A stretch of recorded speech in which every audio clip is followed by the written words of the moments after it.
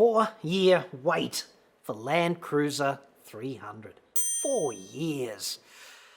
Jesus H, Son of God, that's bad news. Details next.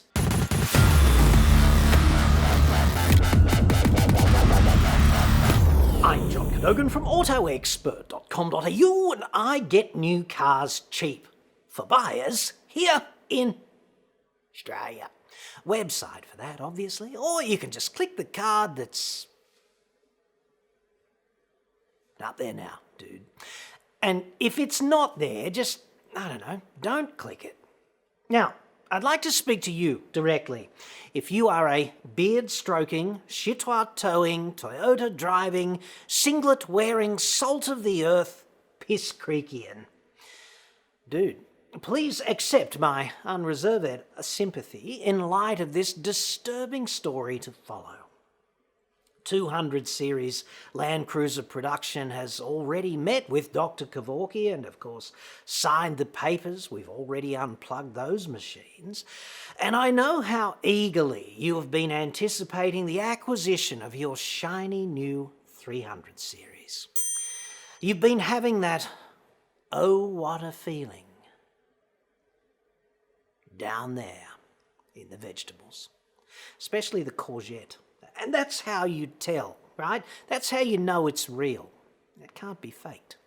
Well, if that's you, brace for impact, dude. News just in. A tsunami of Shitsvillian sorrow has swamped the golden billabong at Dingo Piss Creek World Heritage Area. Albie Mangles, patron saint of and cultural attaché to Dingo Piss Creek, said, "Our members were terribly saddened overnight to learn that LandCruiser 300 delays could be as long as 4 years. We are, of course, praying around the clock at the altar of Les Hidden's hat to ensure that our members and their acoustically transparent aluminium chitois remain active and mobile at this difficult and uncertain time." I don't think he actually said that, like Albie. You know he's still alive, incidentally. I think he lives in South Australia's capital cemetery, Adelaide. World Safari will, of course, never die, at least not in my heart. And the Bush Tucker man, Les Hidden's, also still drawing breath, according to Wikipedia. And his stupid hat. In Bris Vegas, I think. The hilarious problem here, with Toyota at least, according to Best Car Web in the land of the rising sun, is that pre-orders for the V6-powered 300 series LandCruiser have eclipsed annual production volume by a factor of 3 or 4. The problem is so damned serious, Best Car Web dudes claim, that dealers have taken the unprecedented step of attempting to be honest with their customers about it. Jesus, that's like fixing bayonets, isn't it? A real dealership desperation move. Each dealer explained to the customer that delivery is waiting for 2 to 3 years. Best Car Web there via Google Translate. Essentially, senior executive cocks at Toyota plan on building 5,000 big shitter 300s annually, as they probably never refer to them in the boardroom. That's the production volume up for which they appear to be tooled. Problem is, big shitter pre-orders are running at about 21,500 units. And I suppose if you're a beard stroker, I should point out that about 20,000 divided by about 5,000 is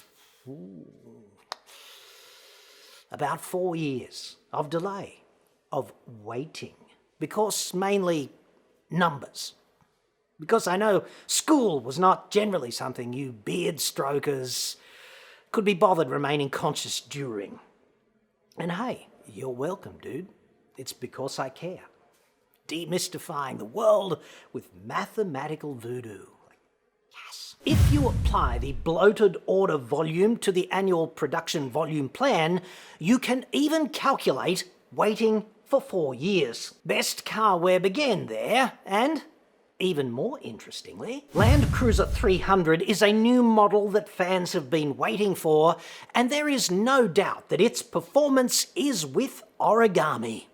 A considerable number of resellers are still in the dark, and Toyota is also struggling to deal with it. I did. Women, brother. I did too. Best car web there. Frankly, doing a better job with English than most Australian motoring journalists. Go figure. At least the performance is with origami. So there's that. And here also, I think you'll find, we typically do our origami performance on the side, like with no pants, especially since lockdown.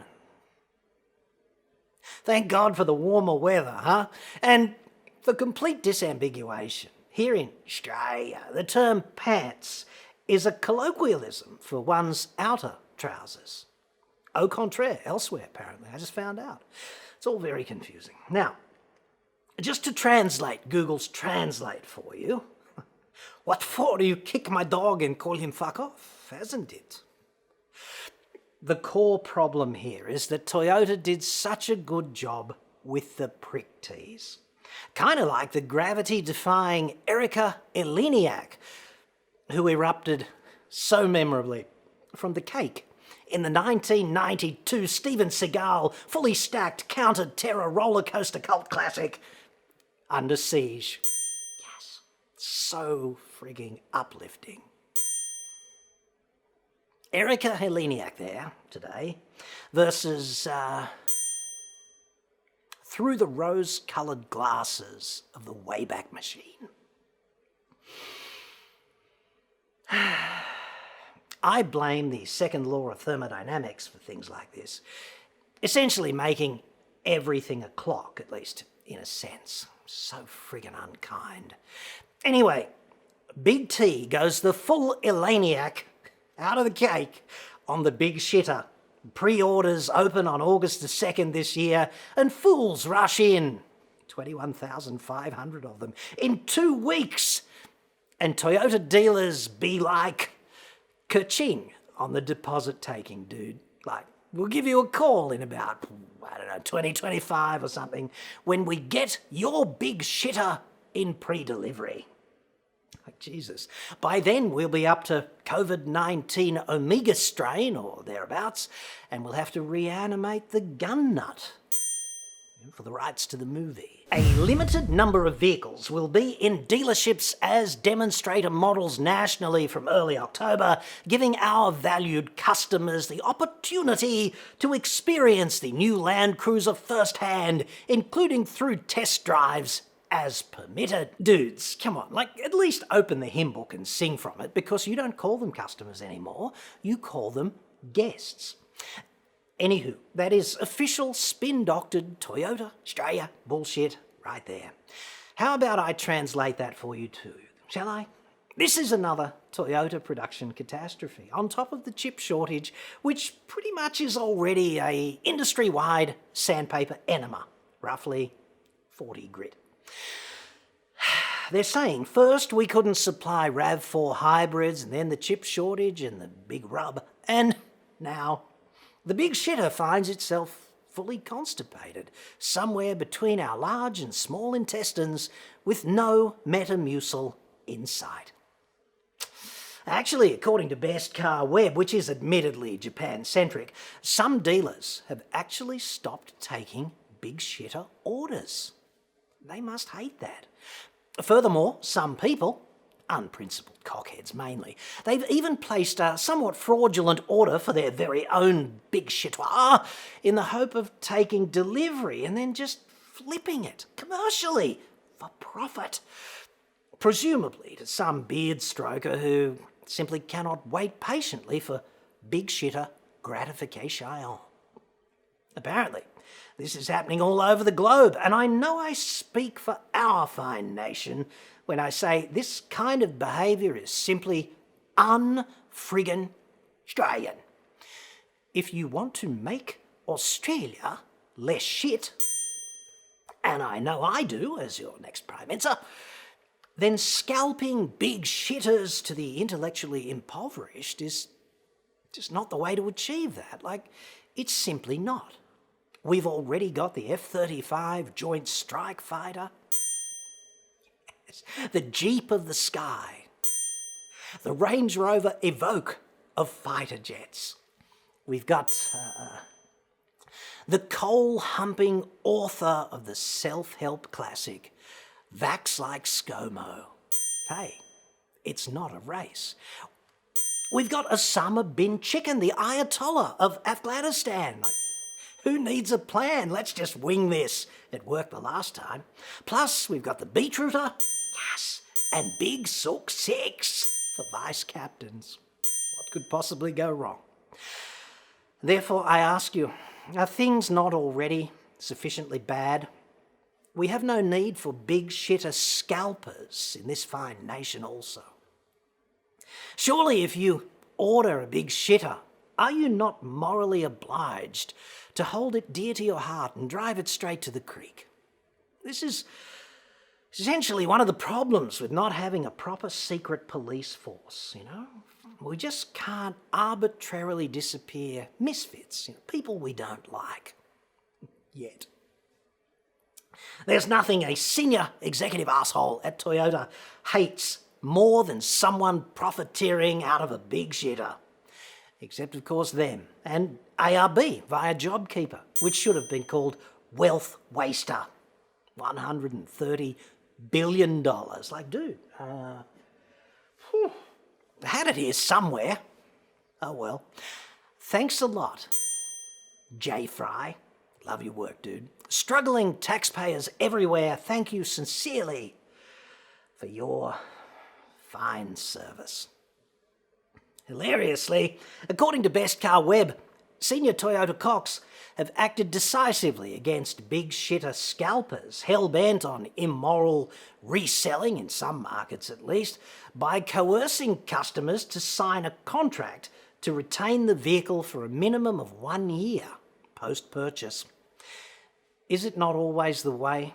Penalising the silent majority of honest, Jesus-fearing, hard-working, law-abiding piss creekians by virtue of the terrible misconduct of only a few.